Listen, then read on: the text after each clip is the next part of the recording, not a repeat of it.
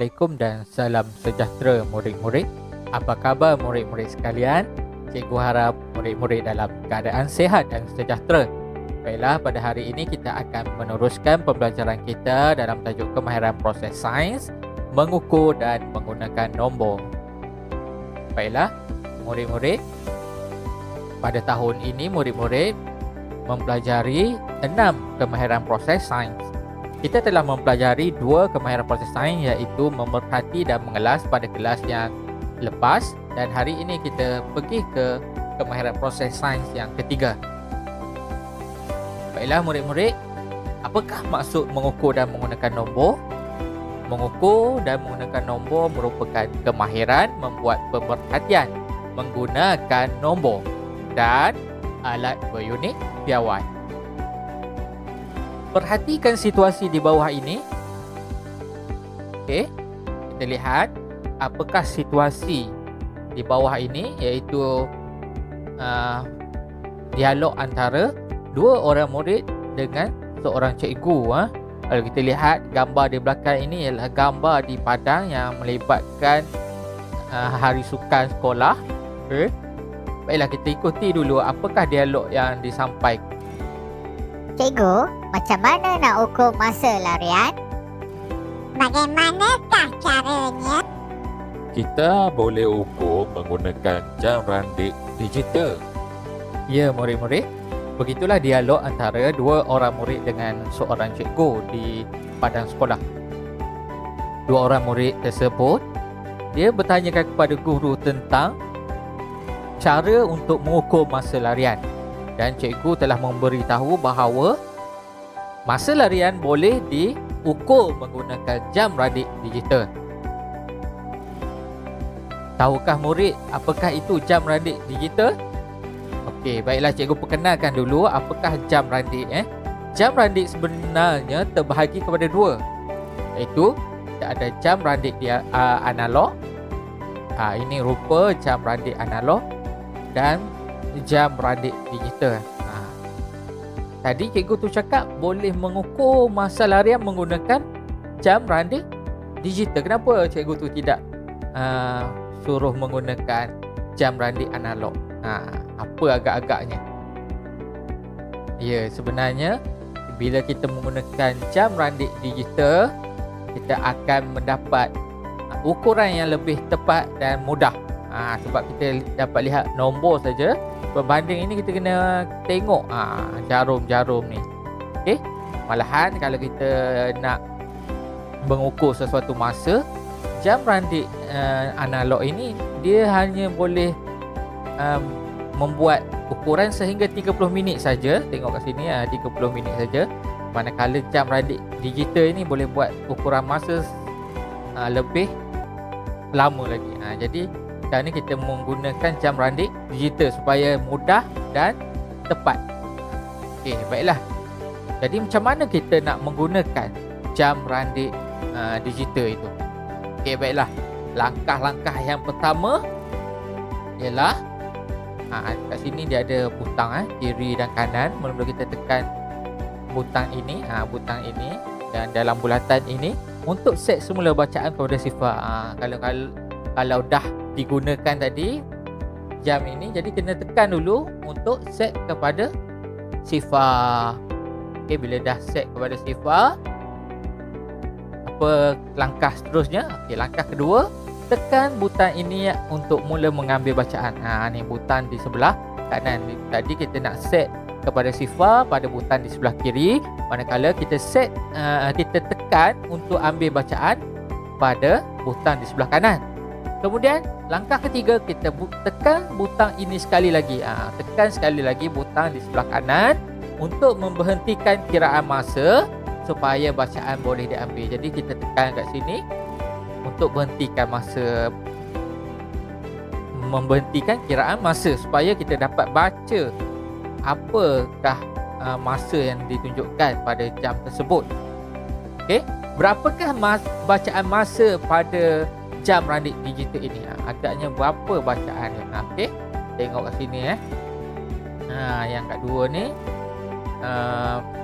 dia ialah bacaan minit, nombor di depan Dan kat tengah ni ialah bacaan apa?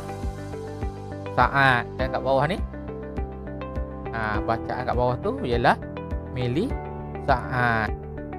Jadi berapakah bacaan masa pada jam randik digital ni? Agaknya berapa?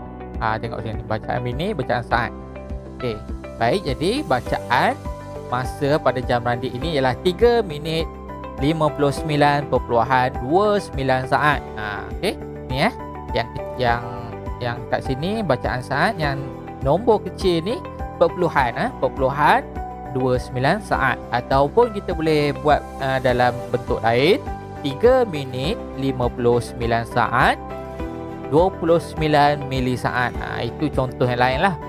Tapi kalau nak mudah, kita ingat ini saja, 3 minit 59.29 saat. Okey. Bagaimanakah cara mengukur panjang dengan betul? Okey. Tadi kita dah belajar bagaimana kita nak mengukur masa. Okey. Sekarang kita pergi pula cara untuk mengukur panjang dengan betul. Langkah pertama, hujung objek diletakkan pada sengat kosong. Okey, sama juga kat sini ni kita nak ukur kayu. Sebab kita tak boleh letak kat sini. Kat sini tu tak ada bacaan lagi. Kita kena letak betul-betul dekat kosong. Sama juga dengan pembaris kita. Kalau kita mengukur sesuatu menggunakan pembaris kita tu, perlu juga letak di nilai kosong ni. Okey, sengat kosong ni. Kat sini kita letak. Kena sama garisan ni. Satu garis lurus dengan objek yang kita nak ukur. Langkah kedua, kedudukan mata yang betul pada yang tanda right ni. Ini tanda yang betul. Okey. Tengok berapakah bacaan dia. Mata mestilah selari dengan objek tu. Kalau objek itu sampai kat sinilah mata kita. Jadi sekarang ni objek sampai kat sini, kayu ini sampai kat sini saja panjang dia, sampai kat nombor 9. Jadi kat mata kita mesti dalam satu garis lurus. Tak boleh sengit-sengit tengok tepi kiri kanan ni. Jadi ukuran panjang yang betul ialah 9 cm. Seterusnya cikgu nak tunjukkan pula situasi alat pengukur dan unit piawai yang kita gunakan untuk mengukur. Okey. Baik. Yang pertama, situasi yang pertama ialah lebar buku tulis. Okey, ini buku tulis. Okey. Lebar kat sinilah lebar dia. Kat sini lebar, kat sini kita panggil panjang lah. Okey. Alat pengukur dia kita boleh ukur menggunakan pembaris. Unit piawai dia ialah sentimeter atau cm. Cm ni ialah simbol bagi sentimeter. Ini pembaris. Pembaris ni alat pengukur yang kita gunakan untuk ukur ni lah lebar buku tulis. Yang kedua, masa larian. Okey. Masa larian kita gunakan apa tadi? Ya, kita gunakan jam randik. Okey, unit piawainya ialah saat. Saat ataupun simbol dia S. Okey, jadi ini alat pengukur dia, jam randik. Jam randik. Okey, S ialah hanyalah simbol. Okey. Baik. Yang ketiga, jisim buah. Okey, jisim buah ini kita boleh ukur menggunakan alat pengukur dia penimbang. Unit piawai kilogram, iaitu simbol dia kg. Ini alat penimbang. Okey. Seterusnya, isi padu air. Isi padu air, kita boleh ukur menggunakan silinder penyukat. Unit piawainya ialah milimeter, ml. Kalau kita ada isi padu air yang lebih banyak lagi, kita boleh menggunakan unit lain lah. Kalau sampai 1 liter, kita boleh gunakan unit liter, L. Okey. Itu antara situasi dan alat pengukur. Okey, dan yang ini pula ialah alat pengukur yang lain. Okey, mungkin ada alat pengukur yang kita pernah jumpa tapi kita tak tahu apakah fungsi dia. Bila nak guna. Okey. Ini seterusnya, ni apa agaknya ni? Ini ialah pita pengukur. Pita pengukur ni kita nak ukur benda yang lebih panjang lagi lah. Contoh kita nak ukur panjang gelanggang tenis, gelanggang badminton, kita boleh gunakan pita pengukur. Panjang ruang tamu kita, panjang bilik kita, lebar bilik, boleh menggunakan pita pengukur. Ini kenal tak? Apa ni? Ini ialah penimbang jisim badan. Nak ukur kita punya jisim. Okay? Kita tak gunakan berat. Dalam sains ni kita tak gunakan berat, kita gunakan jisim. Kenapa agaknya murid-murid?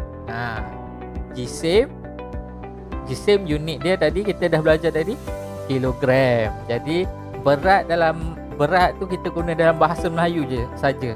Sains kita tak guna berat kalau kilogram. Kalau berat unit dia lain dalam sains. Berat unit dia Newton N. Jadi kalau penimbang jisim badan ni tak ada tunjukkan berat Newton, dia tunjukkan kilogram. Jadi kita gunakan perkataan yang betul, gunakan jisim. Berat dengan jisim berbeza dalam sains. Kalau berat ni dia dipengaruhi oleh graviti. Kat bumi lain, kat bulan lain berat kita. Okay, kalau jisim ni kat mana-mana pun tetap sama. Itu cikgu cerita sajalah sebagai satu info tambahan kepada murid-murid. Baik, yang ini ialah pita pengukur baju. Yang ini biasa digunakan oleh siapa? Ya, oleh tukang jahit. Tukang jahit perlukan ini sebab untuk dia nak ukur lilit pinggang kita, berapa saiz kaki peha kita kalau nak buat seluar. Okay.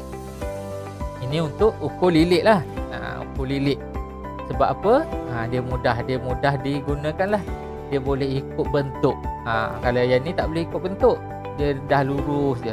Yang ni boleh nak pusing-pusing ikut berapa pinggang kita, berapa saiz lengan. Okay. Baik, tugasan hari ini ialah mari uji mengukur dengan betul. Okay, murid-murid boleh merujuk buku teks muka surat 7.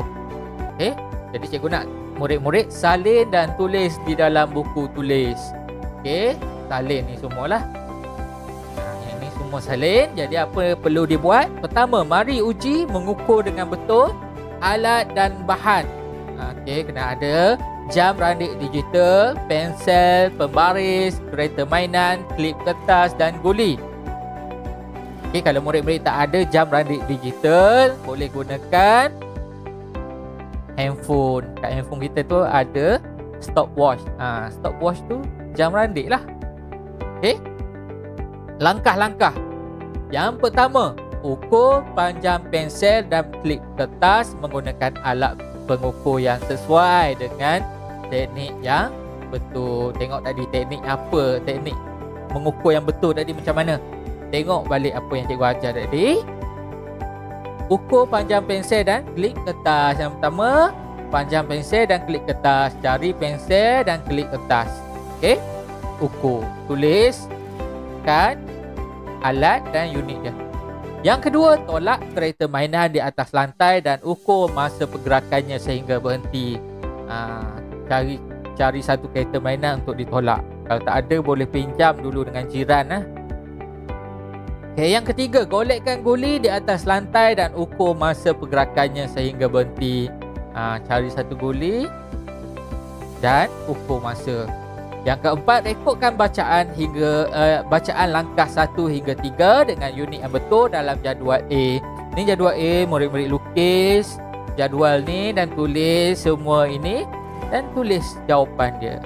Okey, tulis alat pengukur apa, klip kertas apa, dia punya alat pengukur bacaan unit dia apa, pergerakan kereta mainan tu alat pengukur bacaan unit. Bacaan unit yang tadilah sentimeter semua itulah. Saat itu murid-murid kena tulis kat sini. Okey. Okey, baiklah murid-murid, kita ada satu soalan, soalan kebat. Bolehkah ukuran panjang digunakan untuk mengukur masa? Mengapa? Jadi Macam mana murid-murid? Boleh ke tak boleh agaknya? Cuba murid-murid fikirkan, apakah jawapan bagi soalan? Cikgu, jawapannya tak boleh, cikgu. Ada murid jawab tak boleh. Agaknya kenapa tak boleh kalau tak boleh? Mengapa? Boleh ke tak boleh, kita tengok jawapan dia. Okay? Ya, betul, tidak boleh. Tidak boleh. Kerana alat pengukuran yang digunakan adalah berbeza. Berbeza alat yang digunakan tu. Okey? Masa kita nak ukur menggunakan saat, minit, jam. Tapi kalau panjang kita ukur menggunakan sentimeter, meter. Jadi tak sama. Tak boleh nak ukur masa. Okey? Kalau kita ada pembaris nak ukur masa, boleh ke? Nampak ke masa tu? Tak nampak. Tak boleh. Alat pengukuran yang digunakan berbeza. Okey, baiklah murid-murid.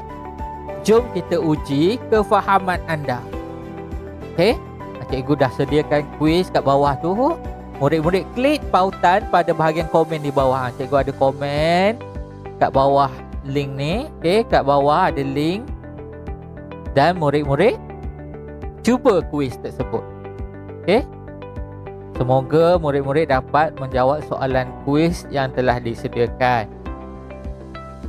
Okey, cikgu mengucapkan terima kasih kepada murid-murid kerana sama-sama belajar pada hari ini.